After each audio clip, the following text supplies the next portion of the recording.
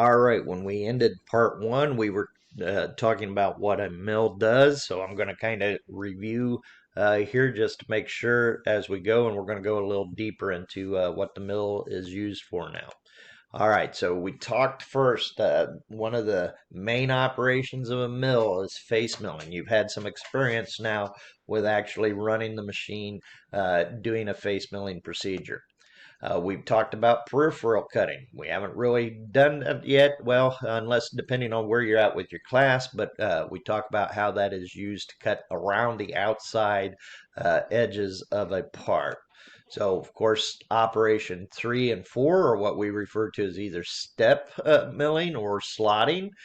Sometimes that's also called shoulder milling and pocketing milling, going inside and kind of removing a lot of material that needs to come out of the middle of a part, referred to as pocket milling.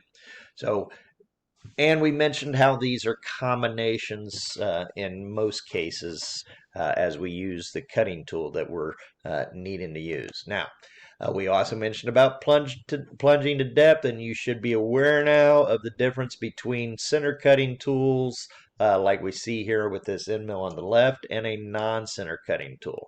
Now, if you stop the video for a second, I want you to think about some other possible tools in terms of cutting tools that you might have seen or that we might have discussed in class that may be center cutting or non-center cutting. All right. Operation 5 is what we would refer to as angle cutting. Now, on a milling machine, on a manual milling machine, there are a variety of different ways that we can accomplish cutting angles.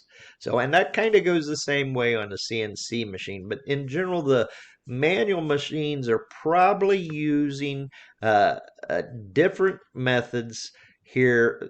Well, let me go back. The difference between an angle cutting on the manual milling machine is a lot of times we are manipulating the machine, the head, the ram, the cutting tool in some way to kind of accomplish that cut, or it might even be in the terms of a fixture that's being held at an angle.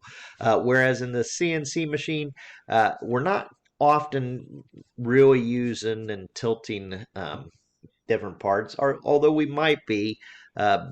But for the most part, on a CNC machine, we're probably accomplishing angle cutting through some type of tooling. But you can see both depending on what you're doing. So some of the ways that angle cut can be accomplished is by tilting the part. So relative to the actual cutting tool. So we can do that by use of fixtures. So we could also tilt the milling head. So especially in a manual machine, we can actually move and tilt the milling head itself.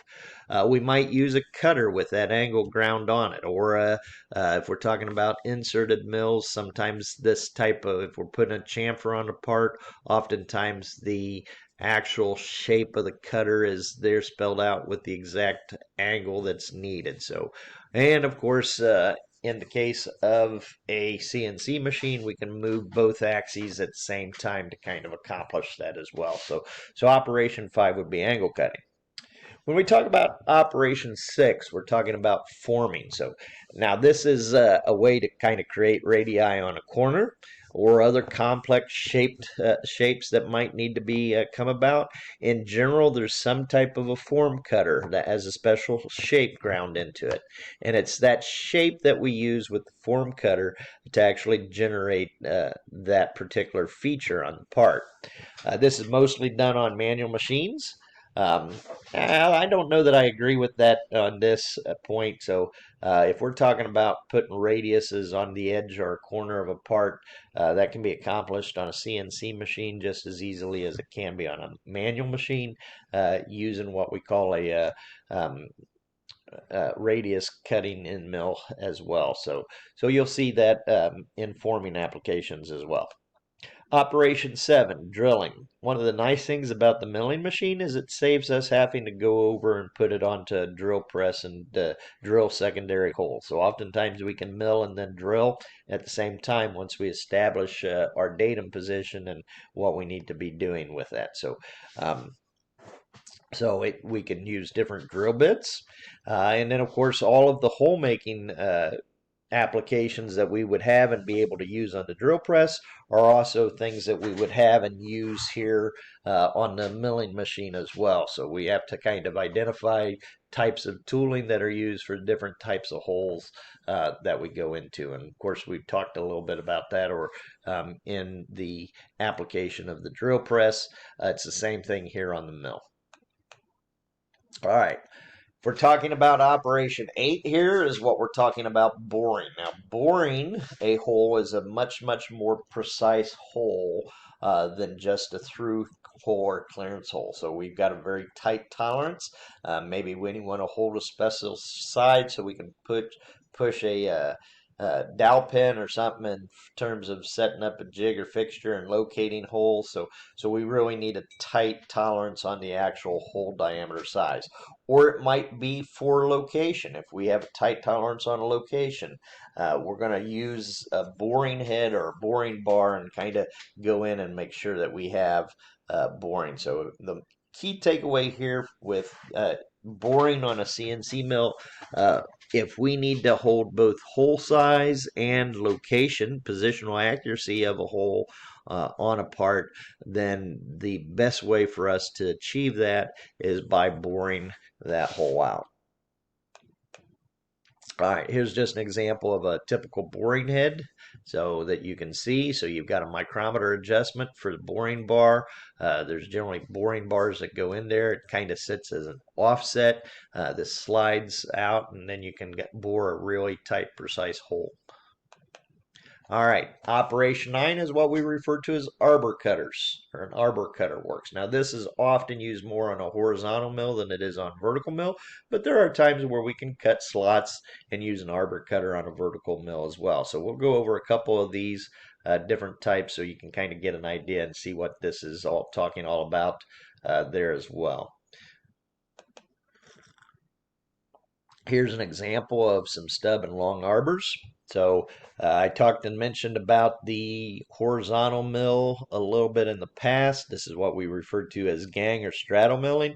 You've got a spacer and two of these arbor cutters and slotting saws here with the space that they can are very good and efficient at cutting these steps and spaces on there. Here's another example where you've got an arbor, so you got like what's referred to as a slotting saw attached to an arbor, and it comes down and it cuts that slot on the inside there too. So also a very efficient, effective way to create a slot or a groove that needs to be tight, precision tolerance. I will point out that your tolerance on this, though, is locked into the actual size of the cutting tool. So you can't make it the tighter tolerance. You can't shrink it. In this case, it would be either the exact size of the slotting saw itself, or you can make it a little bit bigger using the slotting saw. But in this case, your tolerance is often tied into the actual size of the cutting tool itself. So here just gives you an example. So when we mentioned about the horizontal mill, actually when I was apprenticed, one of my favorite machines to run was one of these horizontal mills because it could really take some pretty heavy cuts and it would machine parts pretty fast. So we don't have one here at Richland, and I be honest with you, I'm not exactly sure how often you still see these out in the different machine shops out there. CNC has kind of changed the way the horizontal mills are used, but it's still a highly effective tool in the right applications. All right, operations 10, 11 are what we call space and index work. Whereas in the past, we've largely just gone through a straight line where we've kind of cranked the dials on the axis. If you think about the manual Bridgeport that's in the back, we either crank the X or the Y or the Z axis to kind of establish the cutting action. But we can also use different types of tools to index the part around. So we'll get a little bit more into this later in this 8 weeks, and then when we go through ENGT 151 with work holding and cutting tools, we'll also get a little bit more involved in the indexable type work as well. So, but this will just kind of show you real quick. This is an example of a dividing head that we can use this to uh, mill. In this case, it's kind of showing you how we've got the hex shape with a nut, and we can kind of mill those flats on there by indexing it around. We can draw out hole patterns and so forth too by indexing the head around there too. Gives you an idea here.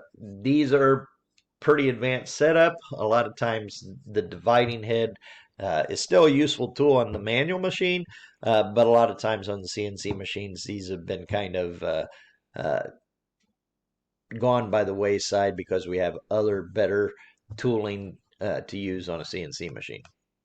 All right. And then lastly, we also have rotary table work here too. And I will give you an example. On a manual machine, you're still using this. Again, on a CNC machine, this is probably accomplishing a fourth or a fifth axis where it's kind of controlled by the CNC as opposed to the actual cranking of the dial. And we'll talk about the differences between the two.